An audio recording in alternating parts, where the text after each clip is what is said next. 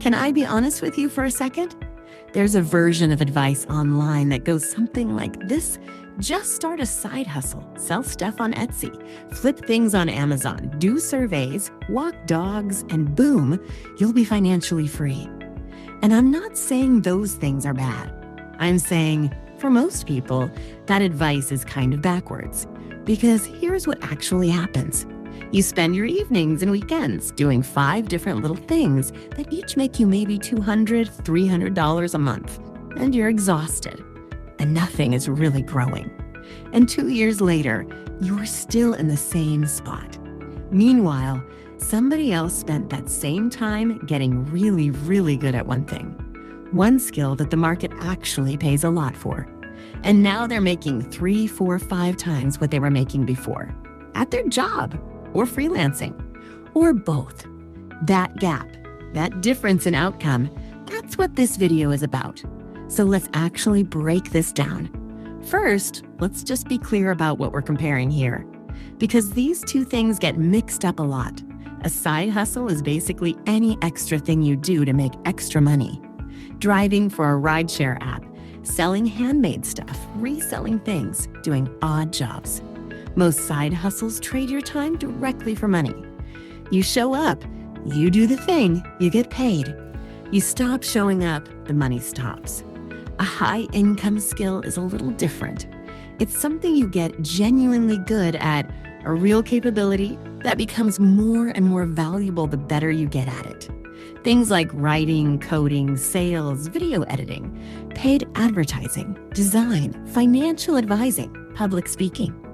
Skills that businesses and people actually need and will pay serious money for. Now here's where it gets interesting. A side hustle can make you money this week. A high-income skill can change your income level for the rest of your career. Those are not the same thing. And confusing them is where a lot of people lose years of their life. Okay, I want to spend a moment here because I think this part is important. Side hustle culture, especially online, makes it look really exciting. Somebody's making 6 figures flipping sneakers. Somebody else built a dropshipping store in a weekend. And look, some of those stories are real. But they're also the exception, not the rule. What you don't see as often as this, the person who spent 3 years hopping from one hustle to the next, never really getting good at any of it, burning out, and ending up not much further ahead than when they started. There's a real cost to spreading yourself thin. And it's not just money, it's time, it's energy. It's the mental load of managing 5 different little income streams that each need attention. Here's a way to think about it. Imagine you have a bucket of water. Every side hustle you add is another hole in the bucket. You keep pouring in effort and time, but there are so many holes that the water level just doesn't really rise. Versus, what if you just had one bucket, no holes, and you kept filling it? That's what building a skill feels like over time. The money from a side hustle can be fast, but fast and sustainable are often 2 very different things. So not every skill pays the same, and that matters. A high-income skill usually has a few things in common. It solves a painful, expensive problem. Businesses will pay a lot to get more customers, save time, look more professional, or avoid losing money. Skills that do those things, sales, marketing, development, financial work, legal work, these carry serious value. It takes time to actually get good at, and that's not a bad thing. That's actually the point, because the fact that it's hard means fewer people do it, and fewer people doing it means the ones who are really good at it get paid a lot more. It can scale. A good copywriter doesn't just write for one client. A strong developer doesn't just work at one company. A skilled marketer can freelance, consult, teach, or build their own thing. The skill opens multiple doors. And here's one more, it tends to compound. The better you get, the more you earn.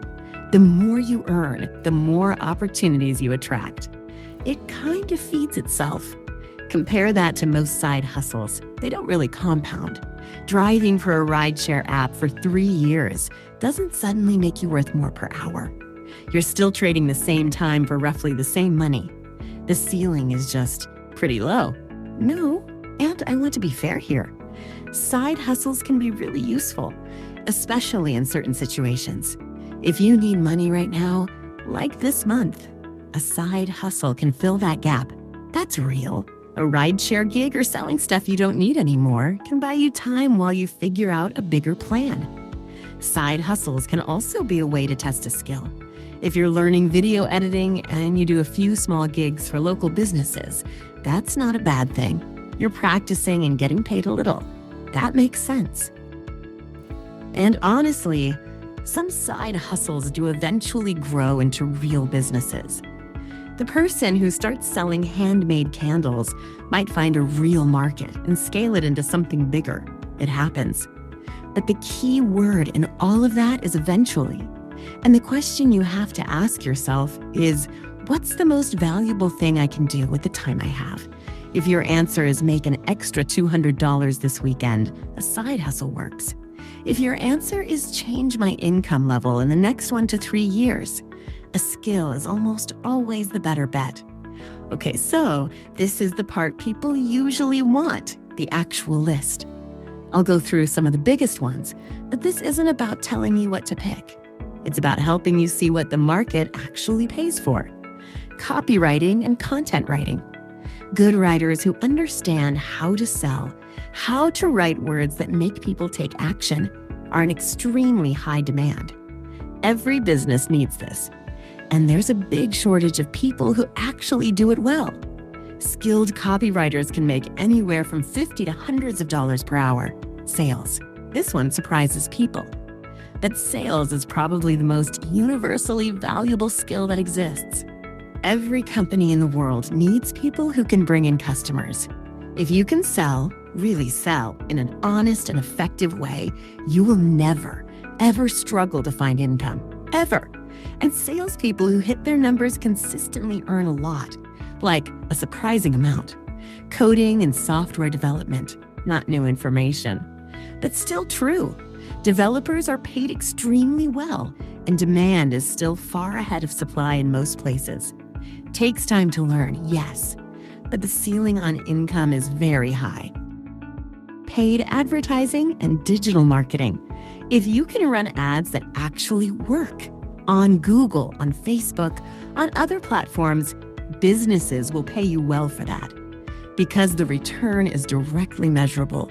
You spend $1, you make $3 back, the business is happy to pay you. Makes total sense. Video editing.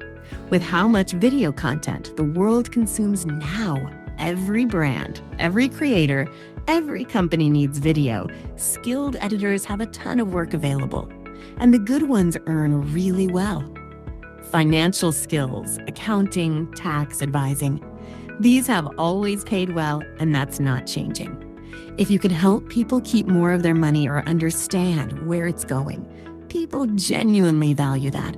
Now, notice something about all of these. They take months, sometimes a year or two, to get actually good at. And that's exactly the point. That barrier is what makes them worth it. All right, so let's say you're on board. You want to build a high-income skill. Where do you start? Step 1, pick something that overlaps with what you're already interested in or decent at. You don't need to be passionate about it, but liking it a little helps a lot because you're going to spend real time on it. Step 2, commit to one thing. Not 2, not 3, 1. For at least 6 months, this is the thing, no switching. No, this other thing looks interesting. Just this one thing. Step 3, learn from people who are already doing it well. Not just YouTube videos. Real courses, real mentors, real feedback. The fastest learners are usually the ones closest to someone who's already good at what they're trying to learn. Step 4, get work early, even if it's small. Practice on real projects as soon as you can. That could mean doing a few free or discounted projects at the start to build up examples of your work. That's not losing, that's investing in your portfolio. Step 5, raise your rates as your confidence and results improve. A lot of people undercharge forever because they feel like they're not good enough yet. You'll never feel ready. Raise your rates anyway. 6 to 12 months of this, done consistently will almost always outperform 2 years of hopping between side hustles. Now, one thing I want to be straight about: building a high-income skill isn't magic, it's work. And in the beginning, you might actually make less than you would with a side hustle because you're learning, not earning. That period feels uncomfortable, and a lot of people bail right there. They go back to the quick wins because the discomfort of the learning curve is just too much.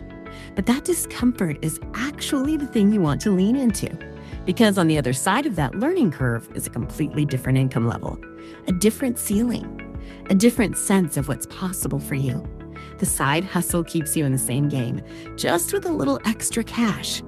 The skill changes the game entirely. Those are just different bets, and I know which one I'd rather make. So here's the simple version of everything we talked about. Side hustles are quick. Skills are lasting. Side hustles trade time for small money. Skills build into bigger money over time. Side hustles fill gaps. Skills remove ceilings. You don't have to choose one forever, but you do have to choose what to focus on right now. And for most people, if the goal is to seriously improve their financial situation, the answer is almost always get really good at something the market pays for. Pick the skill. Learn it seriously. Stick with it longer than feels comfortable. That's the move. Thanks for being here.